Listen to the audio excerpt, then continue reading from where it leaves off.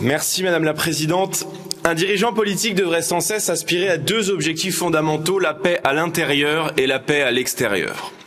La paix dans la nation et la paix entre les nations.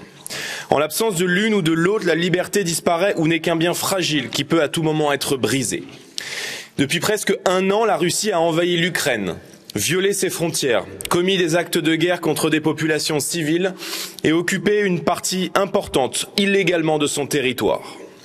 En agissant ainsi, Moscou a donné aux Ukrainiens un ennemi commun et à la nation ukrainienne qu'elle prétendait chimérique, un esprit de résistance et une existence plus intense et plus concrète que jamais. Nous devons réaffirmer ici que, comme tous les peuples du monde, les Ukrainiens ont le droit de disposer d'eux-mêmes et de refuser l'ombre de l'Empire.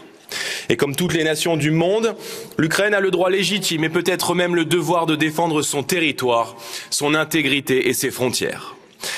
Quant à nous, parce que l'histoire nous enseigne et nous regarde, parce que la paix est un équilibre fragile qui résonne plus fortement sur notre continent qu'ailleurs, nous avons le devoir de veiller à ce que le reste de l'Europe ne se précipite pas dans la guerre et qu'elle se prémunisse d'un irréversible engrenage. Nous avons un devoir d'aide et d'assistance à l'égard de nos voisins agressés, à commencer par l'accueil de ces réfugiés de guerre ou l'octroi de matériel de défense. En revanche, la mobilisation d'avions de combat ou de chars de guerre, dont je rappelle que la France ne dispose même plus pour elle-même dans ses propres capacités, placerait nos États et l'Union européenne dans une dimension et une escalade nouvelle, celle de la cobelligérance. Rappelons-nous, hier il n'était question que d'équipements individuels et d'armes défensives. Aujourd'hui, on nous dit qu'il ne s'agit que d'une poignée de chars et l'on parle d'ores et déjà d'avions de combat. Après-demain, pourquoi pas d'ogives nucléaires? La guerre est déjà là et fait rage entre les Russes et les Ukrainiens en dévastant villes, familles et paysages.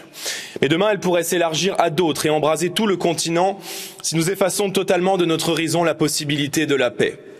Affirmer que celle-ci est désormais impossible, c'est rendre la guerre plus probable que jamais.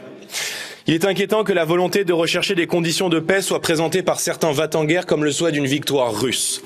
Seul un grand traité de paix continental permettra d'offrir à l'Europe tout entière la stabilité dont elle a besoin dans un monde déjà largement marqué par l'insécurité géopolitique. Parler de la paix, la souhaiter et la rechercher activement, ce n'est pas sacrifier la liberté et l'indépendance ukrainienne, c'est au contraire les rendre possibles. Si nous voulons la paix, il faut plus que jamais la préparer dans nos discours et dans nos actes. Je vous remercie.